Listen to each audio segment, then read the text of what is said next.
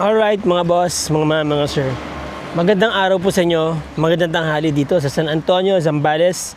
Nandito po ako ngayon sa San Antonio, Zambales, mga boss. Okay. Ito yung property na i-feature natin ngayon dito sa ating video. Ano po? Yan, sa ating vlog. Ito po. Isa sa mga highlights po nito ay corner lot, National Highway. Yan. Malapit po kayo sa downtown San Antonio. Doon ang downtown San Antonio. Yan po is going to Metro Manila, San Marcelino, Castillejo, Subic, and so on up to Olongapo. About 3 hours drive from Metro Manila. Makakarating na kayo rito mga boss. Yan. Dito, about 10 minutes or less, dyan na po kayo sa beach, no? Anawangin, Pundakit, yan, okay? Maganda po ang San Antonio, first class municipality. Very progressive. Alright, ito yung property. Technically, corner to corner siya, no? Meron din po kasi ditong kalsada, papasok. So, maganda ang location ng property. May mga magagandang ilog po dyan na pwede nyo puntahan. Malapit lang. About 5 minutes drive from here. Dalawa yung kanyang gate. Vehicular gate. So, entrance, exit, or exit, entrance. Bahala kayo kung alin ang ang preference niyo, ano. Ito yung kanyang pedestrian gate na sa gitna. Maraming puno sa loob, no? Malalaking puno. Maluwag ang parking space. In fact, itong mga truck ng gasol, yan, kasya lahat yan dito sa loob. Ayan, tatlong trucks ng gasol, ano. Yan ang mga puno dito sa loob. Chico, Gabano, Sampalok, no? Indian tree. Ikot tayo mga boss, ha.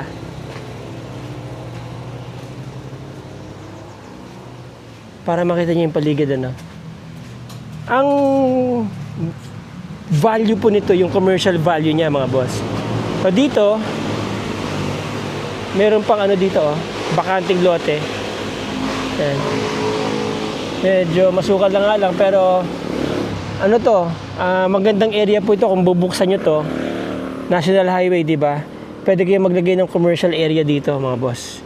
Yan. Malaki-laki pa rin tong space na to. Siguro nasa ano po ito, nasa 500 or 400 square meters. Yan. Right? And then may mga mangga dito, pero hindi po siya kinalabaw, no? Parang ano siya eh. Parang yung mga ibang variety ng mangga.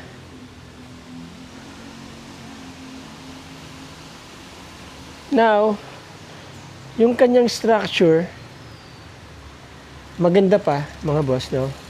Very solid pa. Wala akong nakikitang mga cracks, ha. Maski yung bakod niya, yung pader, walang cracks po, no. Maliban sa mga yun, mga konting-konti lang, siguro palitada lang yan. Pero mukhang napakatibay ng structure kasi 80s yata ginawa to eh. Kaya I think this is good for remodeling, ano. Pwede niyo pang ipa-remodel to.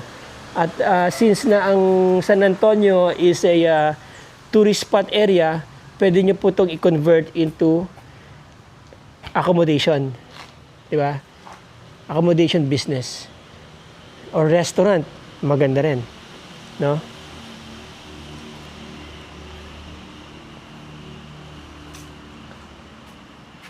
May langka dito mga boss. So, check natin. Mamaya na lang po natin check yan pagpasok natin sa loob ng bahay. But anyway, ganito yung mga bahay ng mga mayayaman talaga noon eh. Diba? Parang mga hotel noon sa Manila. Pati kulay niya, pati yung design, ano, yung facade. Right, dito meron kayong terrace. Oh.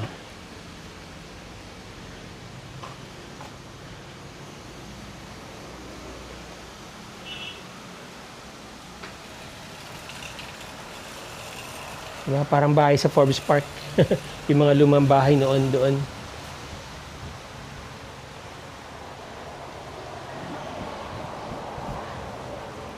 remodeling lang to mga boss, or alam niyo na, restoration. Diba? Meron na kayong very classic na bahay. Kasi pati yung kanyang mga bricks talagang ano po yan mga original pa during those days. Pati itong mga bintana pati yung layout, di ba? Alright? Garahe. Meron din pong dito, porch, no? Yan. Ito napalitan na siguro to. WPC na po eh. Okay? So, main door, sliding. Ganda ng sahig mga boss. Wala nang ganyan yon. Yan. Pati pintuan, original mga boss. I think this is Nara. No? Kahoy din po yung hamba. Alright? Yan. Maluwag ang kanilang living area. Very 80s mga boss. Tignan nyo, yung tiles. I mean yung marble. Wala pong kapareho yan. Lahat yan unique. Bawat isang yan. Ano lang po yan, babuffer nyo lang yan. Di ba? Pakikindabi nyo lang ulit. Tapos, repaint lang to. Maganda pa po yung kisame sa loob, no? Yan. Although siguro yung pinaka-loob niyan, kapag napalitan nyo itong roofing niya, mas maganda na naman to. Okay pa po yung kisame, mga boss, no?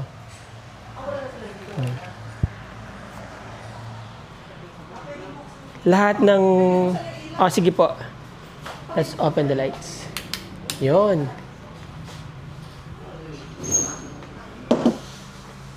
Original pa po yung mga dingding niya, mga boss. Ito, master bedroom. Wow.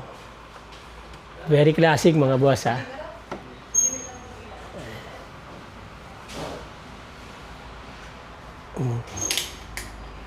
Yun.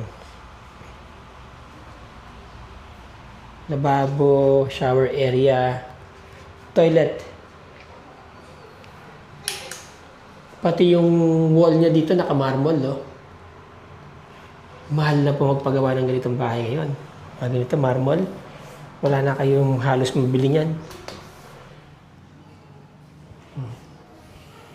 Medyo mahigpit na po ang patakaran sa pag-acquire ng mga marble ngayon. Right? Makapal ang kanyang frozen glass or smoked glass siguro.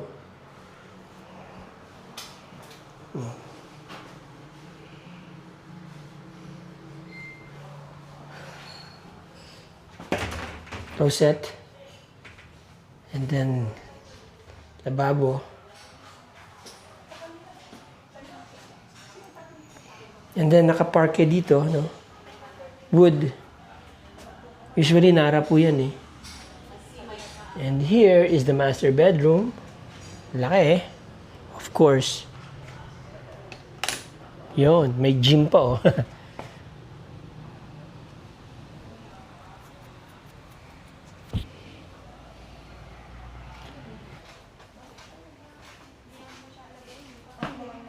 Then common toilet and bathroom. So coming from the sala or living area, master bedroom, meron po ditong common toilet and bathroom. Yan. Of course, naka-marble din ang wall. Very classic yung moldura ng bintana, di ba? Pati yung bintana mismo. Enclosed shower area. May hot shower na rin. Ayan, buksan natin yung ilaw. Right. Ang ganda talaga ng marble, no? Bawat isang tile or isang cut is unique, di ba? Walang kapareho. Di ba? Designed by nature.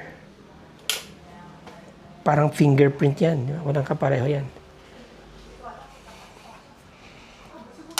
Yan. So here is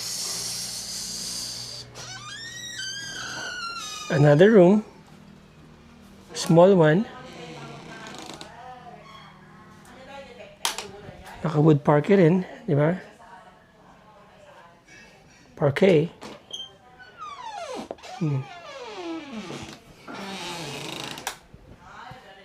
Cabinet, storage area, di ba? And then another room here, same layout dun sa kabila. Okay, yan. Buong buo pa yung ano niya, sahig niya, yung mga wood parquet niya. Wala pang bawas. At wala pa ako nakitang umangat. Especially itong mga marmol, ano. Wala pa ako nakitang crack or, you know, nakaangat. Ganda. Tignan nyo, bawat isang ganda, no? Pwede yung pagmasdan all day long, eh. Alright. Very classic ang design po ng bahay, mga boss, no? Ma'am, ano po dito? Ano po meron? Kwarto rin. May sariling comfort room.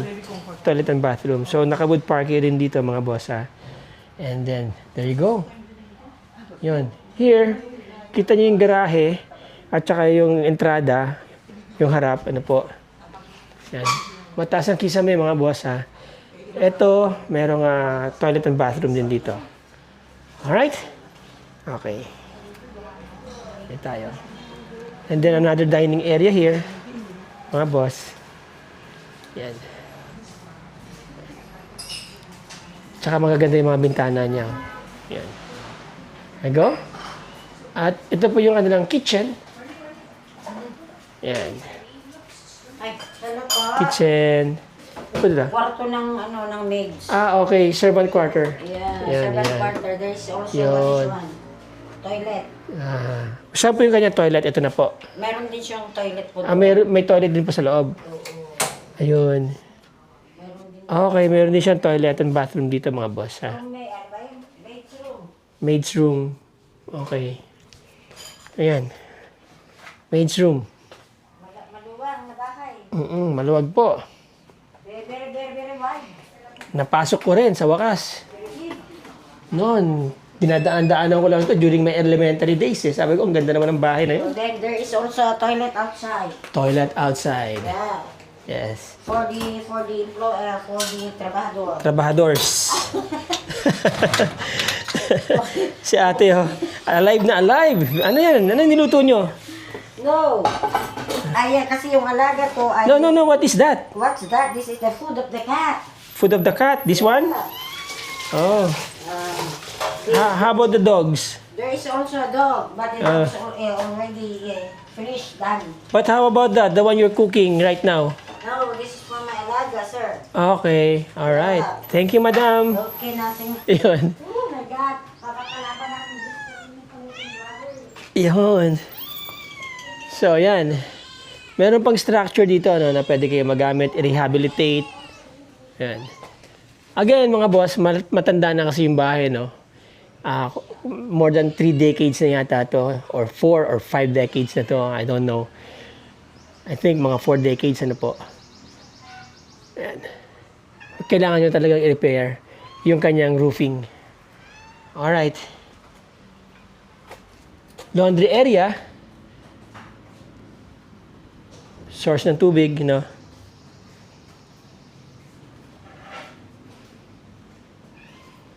And here, naka-setback pa siya dito. That is about 1 meter. Ito, ang daanan natin. Tapos dito, meron siyang paakyat. I'm surprised, ha. Meron siyang area pa dito. Yan, ang pinupuntahan ng mga pusa. Ano kaya to? Anyway, pag may pusa daw, wala namang ahas. Ayan. So, meron pa kayong area dito na pwede nyong ma-utilize, magamit. So, kapag kailangan yung i-repair yung bubong, may gagawin kayo rito. Dito ang access ninyo. May storage area din dito. Ayan. Yun. Yun. Ayan yung bubong, mga boss. Matibay pa, oh. Nakakapal kasi yung mga bubong noon, eh. Di ba? Okay, pwede kayo umikot, ha. Dito sa taas. Pwede nyo rin tambayan. Oh. Kakatakot nga lang. Yun.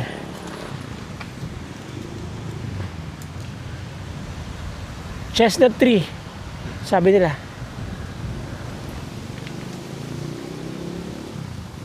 Nice, ha?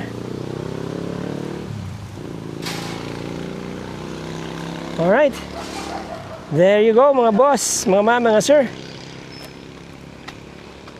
Okay, by the way, mga boss, mga ma'am, mga sir, si Ma'am Rachel po kasi ang handler ng property, ano po.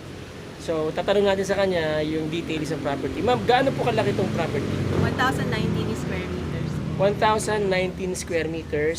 Title po. Yes po. Ready to transfer. Ready to transfer. Tatlo po sila nakapangalan, yung mga anak ko. Okay. Okay naman po sila lahat. They agreed na to sell this property. Ayan. So, maganda yung location, mga boss, mga ma'am, mga sir. Nasa corner lot. Technically, corner to corner, ano po. Pero, facing siya. Pwede nyo siyang iharap sa National Highway just in case na gagawin nyo siyang isang commercial property. Alright? Ma'am, magkano ang price? 17 million po. Negotiable pa sabi niya. Alright. 17 million, negotiable, maganda location, mga boss, mga ma'am, mga sir. Prime area, San Antonio, Zambales. Tourist area po ito. Very ideal to gawing hotel or gawing restaurant. I-remodel ninyo, ano. It just takes few imagination para talagang mailabas nyo yung potential ng property. Napakaganda po kasi ng potential. This is about 2.5 to 3 hours drive from Metro Manila. And about less than 10 minutes drive, dyan na po kayo sa mga gandang spots, beaches, ano po, mga tourist spots po dito, San Marcelino, mga ilog dyan, mga boss, mga sir. 1,090 square meters, selling for 17 million, negotiable, ready to transfer, mga boss, mga sir.